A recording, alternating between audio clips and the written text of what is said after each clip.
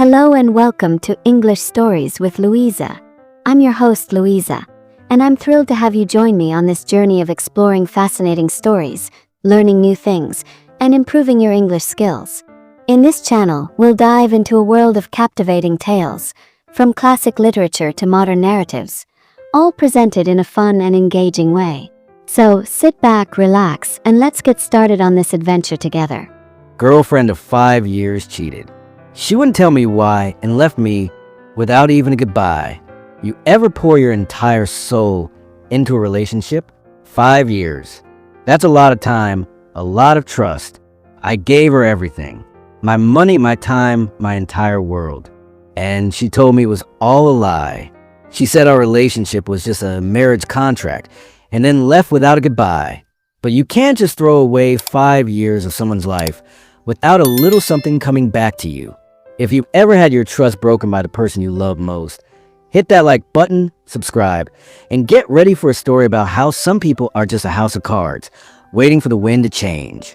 My name is Wilson, and this is a story about a woman I loved for 5 years, a woman who told me she believed honesty is the best policy, and then proved it was all a lie. When we first met, she was everything I ever wanted. She told me she was a homebody, and I, being a homebody myself, thought we were a perfect match. Our relationship was built on a foundation of seemingly mutual trust and devotion. She told me she didn't want me to go out and leave her by herself, so I started working from home. I was a provider. I cooked, I cleaned, I did the laundry, and I paid all the bills. I spoiled her rotten.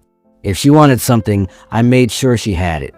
She had this way of making me feel like I was the center of her universe, and in return, I made her the center of mine. But looking back, there were cracks.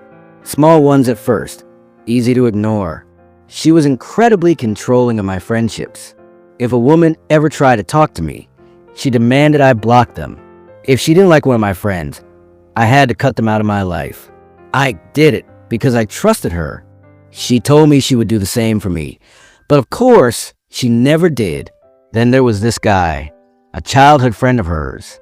Let's call him Alex. When she first introduced us, I had a strange feeling, a sort of instinctual discomfort. I asked her several times over the years if she had feelings for him. Every single time, she would look me in the eye and say, "No, he's just a friend." She told me everything was fine. I wanted to believe her. I needed to believe her. Yesterday morning started like any other day. I woke up and she was getting ready to leave. She was acting strange, a little furtive, a little too quiet. Normally, she'd tell me where she was going or if she had someone coming over, but she didn't. A knot of unease began to form in my stomach. Something was wrong. So, with a feeling of dread, I followed her from a distance. I watched as a car pulled up, and she got in. It was a guy. My blood ran cold. The sickness in my stomach intensified. I went back inside, my hands shaking.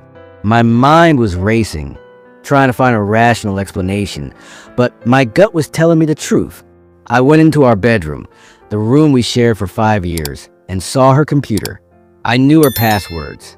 I knew I shouldn't, but a desperate need for the truth, for a logical explanation, drove me to her Discord.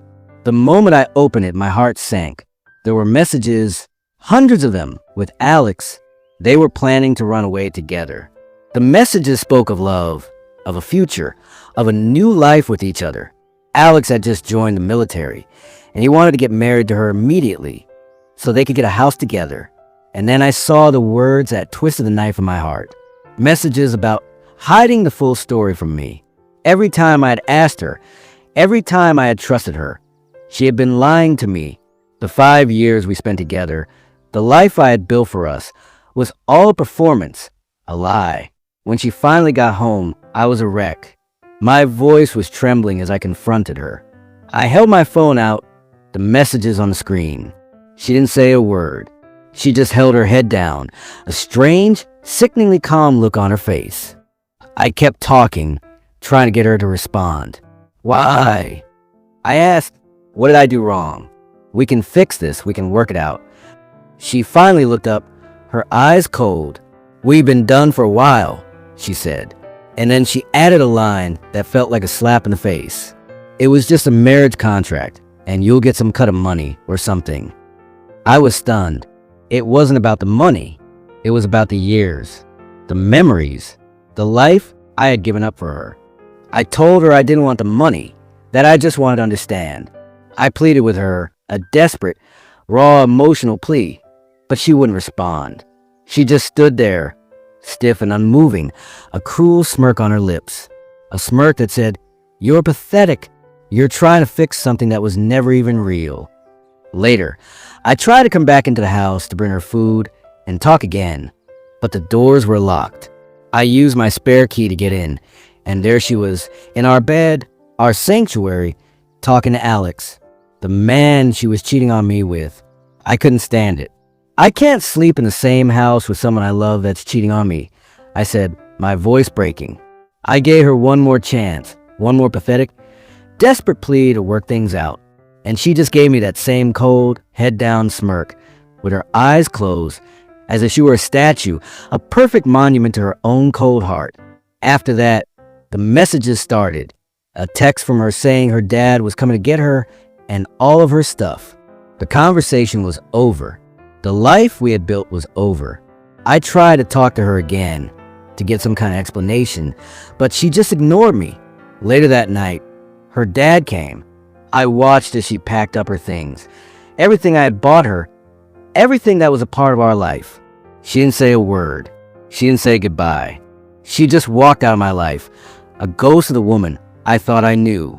I was left alone in a house full of empty spaces, with a sick feeling in my stomach and a heart full of questions. Did I do something wrong? Was it me? How do you move forward when you realize the last 5 years of your life were just a lie?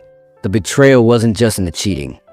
It was in the dishonesty, the manipulation, the silent cruelty of her smirk. I blocked her on everything after she left, because the thought of hearing from her again was unbearable. I couldn't bear the thought of hearing from the woman who showed no remorse for destroying my life.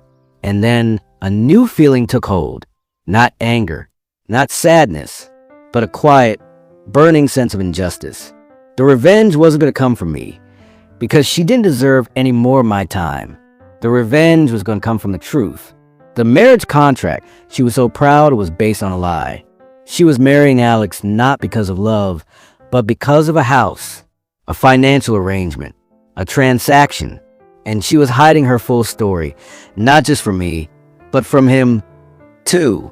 He didn't know the truth about her controlling nature, about the emotional game she played. He didn't know she was capable of such cold, heartless deceit. The revenge wasn't me doing something to her. The revenge was her getting exactly what she wanted. She got her marriage contract. She got her house. She got her life a man who thought he knew her, a man who thought she was a victim. And in time, he would find out the truth. He would see her for the manipulative, deceitful person she really was. The tables would turn, and the revenge would be served not by my hand, but by her own.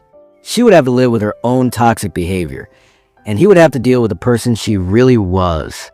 Sometimes, the most satisfying revenge isn't about what you do to someone, but about what they've done to themselves. She thought she was so clever, so smug, but she just traded a life of comfort for a life of lies. And eventually, lies always catch up to you. If this story gave you a gut punch of truth, smash that like button and tell us in the comments what's the most satisfying karma you've ever witnessed. And of course, subscribe for more stories like this.